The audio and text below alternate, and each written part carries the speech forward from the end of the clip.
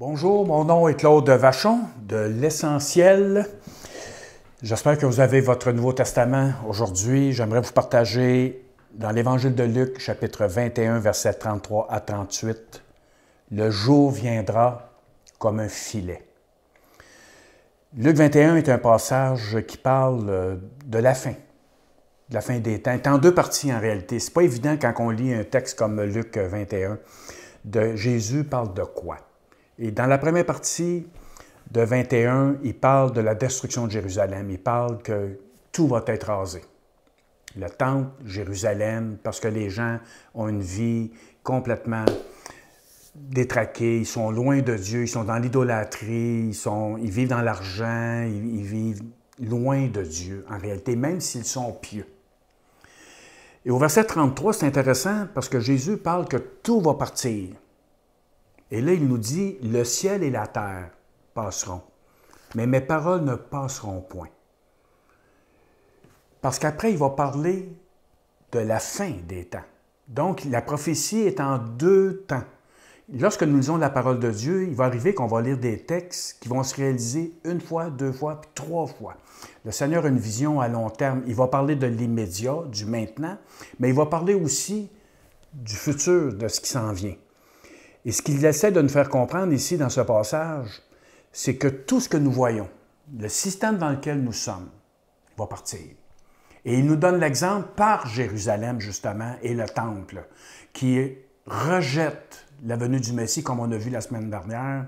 Et donc, la prophétie nous dit le fait qu'ils ont rejeté le Messie, qu'ils n'ont pas accepté son message, les conséquences sont terribles. Jésus prend la peine de dire le ciel et la terre vont passer. Le temple, la ville, le système dans lequel les humains vivent va disparaître. Il n'y a qu'une seule chose qui demeure éternellement, et c'est la parole de Dieu. Et la parole de Dieu, ce n'est pas juste la Bible, un livre, des pages. La parole de Dieu, elle est vivante. Elle doit venir habiter dans nos cœurs. Donc, lorsque nous lisons la parole de Dieu, lorsque nous lisons le Nouveau Testament, ce n'est pas juste de nourrir notre intelligence, de comprendre des choses, ce n'est pas suffisant. La parole de Dieu doit venir habiter dans nos cœurs. Le Christ, il est vivant. Le Christ, il est la parole faite chair. Il parle. Et cette parole doit venir habiter en nous. Et c'est cela qui va durer éternellement. Ce n'est pas notre système, notre religion, nos sacrifices. Ce n'est pas ça qui va durer. C'est ce qu'il a déposé dans nos cœurs. Alors, c'est à nous d'ouvrir notre esprit, d'ouvrir notre cœur et de recevoir cette parole. Maintenant, recevoir cette parole, ce n'est pas juste non plus la connaissance, c'est de la vivre. C'est comme ça qu'on apprend à connaître le Christ, qu'on apprend à connaître Dieu, en vivant, en mettant en pratique ce qu'il est en train de nous dire. Donc, il nous avertit. Il prend la peine de nous le dire, ce n'est pas éternel, là, ce que nous voyons. Ça va passer. Mais il y a quelque chose qui va durer éternellement. Donc, il faut se préparer. Il y a un jour qui vient. Au verset 34, il nous donne un avertissement suite à cette révélation que la parole dure éternellement. Il nous dit, « Prenez garde à vous-même de crainte, que vos cœurs ne s'appesantissent par les excès du manger et du boire, et par le souci de la vie. Et que ce jour ne vienne sur vous à l'improviste. » Donc, il faut prendre garde, il faut faire attention. Dans la traduction Boyer, je trouvais ça intéressant, ce qu'il disait, « Faites attention à vous maintenant. » C'est aujourd'hui. Le Christ nous responsabilise sur notre vie. Que vos cœurs alors ne soient pas écrasés par la gueule de bois et l'ivresse. Alors là, vous comprenez ce qu'il est en train de dire. C'est un mot qui est très québécois, la gueule de bois. Et ici, dans cette traduction que j'ai ici, les excès de manger et du boire, en réalité, c'est par rapport à s'enivrer, vivre dépendamment de la boisson. Et nous savons que dans notre chère société, c'est quelque chose qui est très à la mode. Vivez pas comme ça, faites attention de ne pas vous laisser dominer par ces choses-là, de ne pas être écrasé. Parce qu'on pense que ça nous soulage, on pense que ça nous fait du bien, puis c'est social, c'est quelque chose qui est accepté. Peut-être que c'est quelque chose qui est accepté. C'est quelque chose qui est commun. Notre industrie, elle est très prospère par rapport à ça. Mais ça nous écrase, ça nous rend down. Puis de fait, on est obligé, d'en prendre un autre pour se remonter. Je connais ça, je viens d'une famille aussi qui connaissait ça, alors on avait des petits remontants. Et finalement, qu'est-ce que ça fait? Ça détruit notre vie. On devient dépendant, on devient préoccupé, ça devient le centre de notre vie. On vit pour ça, ou presque. En tout cas, ça l'occupe nos pensées. Et Jésus nous dit, faites attention. Qu'est-ce qui occupe ma pensée? Qu'est-ce qui domine ma vie? Un jour, j'ai dû prendre une décision à ce sujet-là. Puis j'ai pris ma bouteille à un bon prix, puis je l'ai vidée dans le lavabo parce que je me suis aperçu que j'étais dominé, écrasé par ces choses-là. Que je dépendais, que ma vie, mon bonheur dépendait de ce verre-là que je voulais prendre. Ça faisait culturel, ça faisait le savoir-vivre. Mais je me suis aperçu que j'étais devenu dépendant. Et que, obsédé même, ça me prenait ça pour continuer à vivre. Donc, ne soyez pas écrasés par la gueule de bois et par l'ivresse, par les soucis de la vie, parce que les soucis de la vie aussi s'emparent de notre cœur, s'emparent de notre esprit. Nous sommes continuellement pris par les soucis, et surtout si nous sommes branchés sur les nouvelles de ce monde, bien les soucis s'emparent de nous facilement.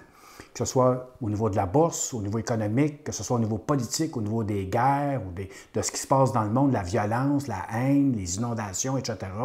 Il y a plein de choses qui se passent sur la Terre. Donc, les soucis, nous sommes bombardés non seulement par nos soucis à nous, mais nous sommes bombardés aussi par les soucis de la planète, parce qu'on est connectés là-dessus. Donc, ça nous domine constamment. C'est dans nos cœurs et nos pensées. Donc, je vais prendre un petit verre pour relaxer, puis oublier. Alors, je suis comme dans un cercle vicieux. Et Jésus dit, prenez garde à vous-même, prenez soin de vous. Ça, cette habitude-là que vous avez, ça ne vous aide pas. Ça détruit votre vie. Ça fait l'effet contraire à laquelle vous vous attendez. Un autre après un autre après un autre, et le soulagement n'arrive pas. On descend jusqu'au fond du baril, puis on n'est pas encore soulagé. On continue. Et Jésus dit que cela nous rend inconscients, irresponsables dans notre vie. On ne réalise pas que quelque chose après, que quelque chose qui s'en vient, un jour viendra. Et là, c'est comme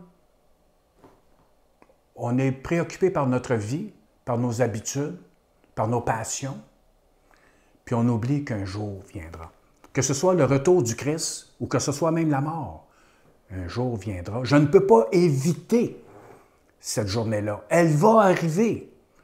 Et le Christ nous dit de nous préparer. On n'est pas sur la terre pour des objets. Il y a une raison à notre existence. Le fait que vous soyez là, que vous respirez, que vous êtes vivant. Il dit de faire attention, de ne pas être dominé par ces choses-là et que ce jour ne vienne sur vous à l'improviste. Excusez-moi. Une vie de désordre et d'excès, ça détourne mon cœur de ma raison d'être. J'oublie totalement la raison pour laquelle j'existe, que je vis. Est-ce que je vis juste pour avoir du plaisir, être un hédoniste, juste profiter des choses de la vie et de penser que c'est ça la vie, puis qu'après arrive la mort, qu'il n'y a plus rien, qu'il ne reste plus rien. Le fait que je vive en fonction de ça, j'oublie totalement la finalité de la spiritualité, la finalité de mon âme. Je ne suis pas juste un corps. Je suis corps, âme et esprit. Dans la totalité. C'est pas séparé, ça. Corps, âme et esprit. C'est ensemble. Je suis. Donc, il y a une finalité. Et il faut que je me prépare à cette finalité-là. Alors que le monde dans lequel je vis, sa fixation, c'est sur l'existence matérielle. Je ne vis qu'en fonction de ce que je vois. Donc, je suis esclave. Et je deviens passionné de toutes sortes de choses. Puis quand on se met à réfléchir sur les choses que nous sommes passionnés, que ce soit des autos, que ce soit des sports, que ce soit la gloire, que ce soit la carrière, peu importe. Si vous commencez à réfléchir un petit peu, vous allez voir comment c'est éphémère, c'est vanité, ça tourne en rond, c'est comme, ben voyons, j'existe pour ça. J'ai déjà lu un jour sur une affiche, j'ai consacré ma vie aux beignets, aux beignes, à faire des beignes. J'ai consacré ma vie aux beignes. Et puis, un jour, tu meurs. Les beignes ne peuvent pas rien faire pour toi. Il faut qu'il y ait cette vision de l'éternité. Pourquoi j'existe? Pourquoi je suis là? Alors que le désordre dans lequel, malheureusement, je vis, fait que j'oublie complètement cet aspect-là. Ensuite, il dit que ce jour-là, oui, vient à l'improviste, car il viendra comme un filet sur tous ceux qui habitent sur la face de toute la terre. Et c'est là mon point. Dans la Bible des peuples, j'aimais ça de la manière que c'était écrit, car ce sera comme un piège qui se referme. Le jour va venir et ça va être fini, terminé. Le jour dans lequel nous vivons présentement, le mode de vie dans lequel nous sommes, cette ère dans laquelle nous vivons, un jour va s'arrêter. On ne vit pas dans un cercle comme les bouddhistes vont nous enseigner, ou les hindouistes, ou les religions orientales. Un cycle, des cycles sans fin. C'est linéaire. Nous nous en allons dans une direction. Et au bout, il y a quelque chose qui va se passer. Le jour viendra pour une raison. Et là, il dit que ça va venir comme un filet, comme un piège. Il va être trop tard. Donc, c'est pour ça qu'il prend la peine de nous dire, prenez garde à vous-même. Faites attention à vous. Prenez soin de vous. Prenez soin de votre âme. Prenez soin de votre esprit. Prenez soin aussi de votre corps, mais dans le bon sens du terme. Et non pas dans le but de vivre dans la débauche, de vivre dans la boisson et tout cela. Le mot filet qui est là, c'est dans le sens de trappe, de piège. Tout ce qui arrête, tout ce qui retient. Donc, le temps va être comme figé. Au moment où il va apparaître, au moment où ce jour viendra, tout va arrêter. En un instant. Ça va être comme... Et personne ne pourra y échapper. Tous les humains sur la surface de la Terre vont être saisis par cette révélation, par ce jour. Le jour viendra, ça veut dire aussi le jour surviendra. Ça va apparaître d'un coup. C'est comme une réalité que nous ne voyons pas présentement, qui existe, va tout à coup apparaître. Ce ne sera plus un mirage, ça va être réel et ça va arriver d'un coup. Alors, on n'aura pas le temps de se préparer, puis de régler nos choses. Il va être trop tard. C'est le temps. La porte vient de s'ouvrir. Alors, qu'est-ce qu'il faut faire? Qu'est-ce qu'il faut faire? Jésus nous dit, veillez donc et priez en tout temps, afin que vous ayez la force d'échapper à toutes ces choses qui arriveront et de paraître debout devant le Fils de l'homme. Dans la Bible Chouraki, ça dit « Mais soyez en éveil en tout temps ». C'est un mot très moderne, le mot « éveil », et je trouve ça excellent. Donc, vivre l'éveil, c'est d'être un être conscient.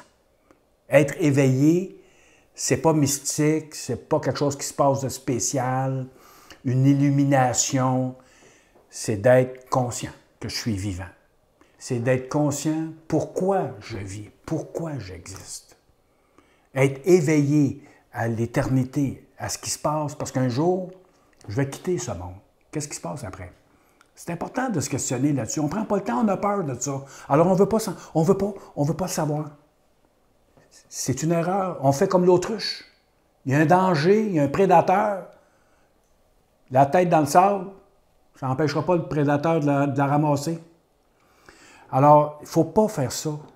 J'aimais beaucoup aussi dans la traduction Pléiade, chasser le sommeil. Parce que nous vivons dans un monde qui dort. Un monde qui cherche à m'endormir. Comment fait-il cela? Par des divertissements. C'est très à la mode. Alors, toutes nos télévisions, toutes les émissions qui existent, les sports, les loisirs, tout ce qui existe, l'entertainment qu'on appelle, hein? Ça, là, le but du divertissement, c'est pas juste pour rire, puis s'amuser, puis pas penser à nos problèmes, puis pas souffrir. Puis...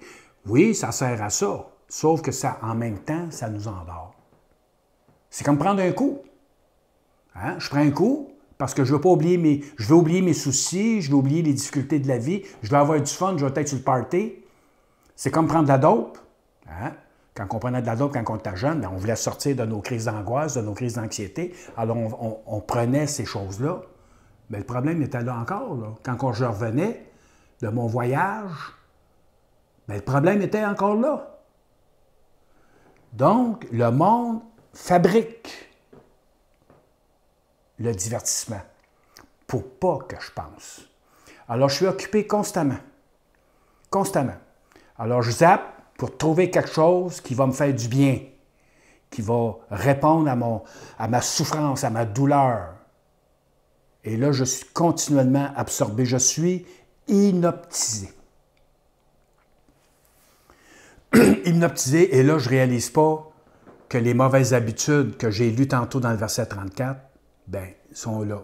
Et que ces mauvaises habitudes-là, le manger, le boire, les soucis de la vie, me coupent de la réalité éternelle. Tout ce que le monde fabrique m'endort dans la mort. Je me couche, je suis en train de m'endormir. On appelle ça un suicide spirituel. Tout ce qui est en arrière de cette machine fabuleuse, qui montre des belles choses, qui nous nourrit, son objectif final, c'est la mort.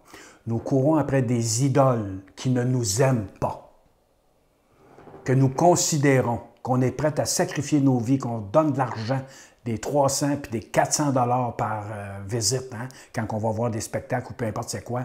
Et là, nous sommes en train de contempler des gens, des êtres qui ne nous aiment pas. Même s'ils crient « Je vous aime », c'est votre argent qui aime. Ce sont vos applaudissements. Si vous cessez cela, ils ne vous aimeront plus. C'est un mensonge. C'est un mensonge. Et c'est mur à mur, ça. C'est partout. Alors là, on est toujours en train d'entretenir le mensonge dans notre cœur et nous ne sommes pas prêts à ce jour qui viendra. Il faut se préparer. Et les chrétiens aussi, il faut qu'ils se préparent. Eux aussi, il faut qu'ils se préparent. Et à ne pas se laisser endormir par des mauvaises habitudes. Comme on vient de lire, le manger, le boire, le divertissement, les soucis de ce monde. Tous, on peut être pris dans ces choses-là. Et nous avons tous besoin de réfléchir et de se mettre à prier. Il dit « veiller et prier ». Se tenir debout devant le Fils de l'homme, qu'est-ce que ça veut dire? Oui, si nous sommes prêts, lorsque le Christ apparaîtra, lorsque ce jour viendra, on va être debout.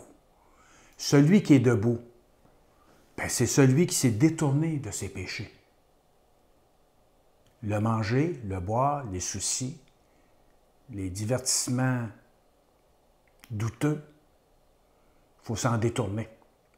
Le Christ nous appelle à s'en détourner. Il y a un geste qu'il faut que je pose. Je suis responsable de ma vie. Et je dois me détourner de cela. Je dois renoncer au mal. Être debout, c'est être lucide. C'est être responsable. Je ne peux pas vivre les deux. Il est venu pour me pardonner, il est venu pour me sauver. Qu'est-ce que ça veut dire sauver? Bien, ça veut dire être délivré de l'emprise de ce monde qui cherche tout le temps à me saisir, à prendre mon âme, à prendre mon corps, à devenir esclave.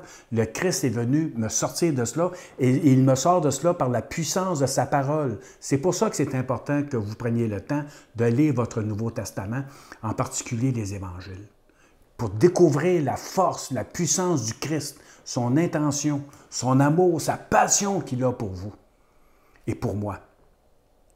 Donc, il faut se tenir debout. Si vous êtes dominé par le mal, vous allez vous écraser. C'est ça qu'on fait, hein? Quand on se fait prendre, mettons, qu'on a fait quelque chose de pas beau. Qu'est-ce qui nous arrive quand on se fait prendre? On s'écrase, on tombe à terre, on se sent coupable, on est pris. Puis là, on implore le pardon, la grâce. Puis c'est ça qui se passe. Alors que là, Jésus nous explique comment être debout. C'est intéressant. Pas écrasé. Quand je deviens enfant de Dieu, quand j'expérimente la grâce et le pardon, il me met debout. Je ne suis plus couché. Quand il a rencontré des malades puis des gens qui étaient couchés, qu'est-ce qu'il leur a dit? Lève-toi et marche. Ça, c'est la puissance du Christ. Lève-toi et marche. Alors tiens-toi debout. Sois lucide, sois responsable et viens à lui.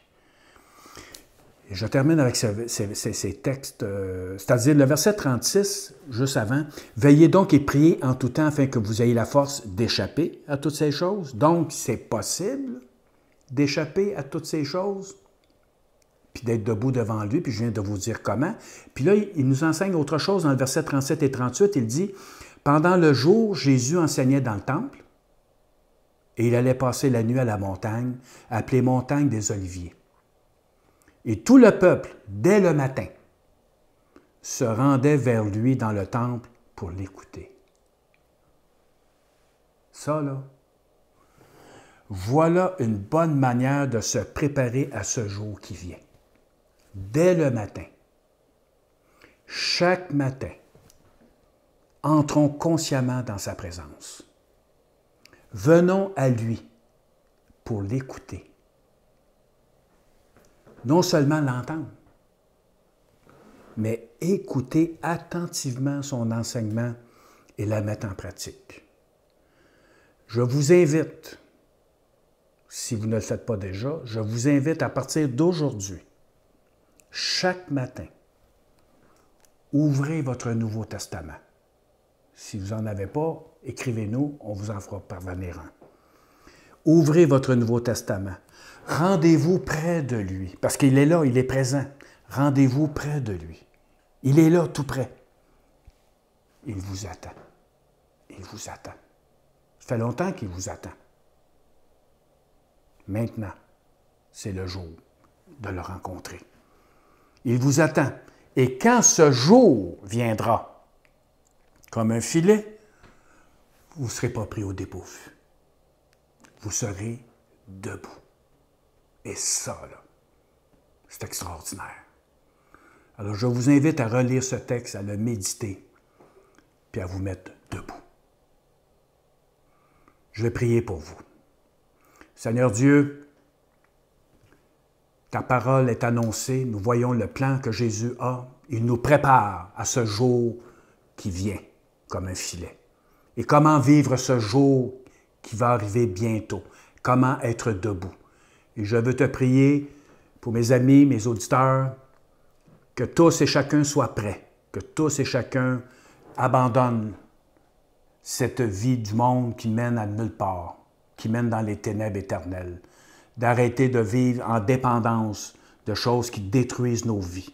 Tu es venu pour nous pardonner de toutes nos fautes. Nous pouvons venir à toi, Seigneur, admettre nos difficultés, nos problèmes, apporter nos soucis, apporter nos mauvaises habitudes, les remettre à tes pieds et renoncer pour toujours avec ton aide, avec l'aide de l'Esprit Saint, et qu'on puisse marcher puis croire que nous sommes debout et que le jour, quand il viendra, et nous savons qu'il viendra et qu'il viendra bientôt, nous ne serons pas pris dans le filet.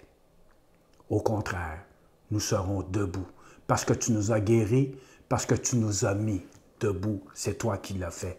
Et je veux te remercier que chacun et chacune qui entende ta parole, Seigneur, ait la foi, te reçoive comme Maître et Sauveur, qu'à partir d'aujourd'hui, qu'ils disent « Oui, Seigneur, je veux te rencontrer » et qu'à chaque matin, je veux ouvrir ta parole, me placer devant toi, être à ton écoute et pratiquer cette parole merveilleuse à laquelle je suis exposé. Je te remercie. Amen. Le Seigneur vous bénisse et l'essentiel.ca, vous pouvez nous suivre à partir de là aussi. Merci beaucoup. Au revoir.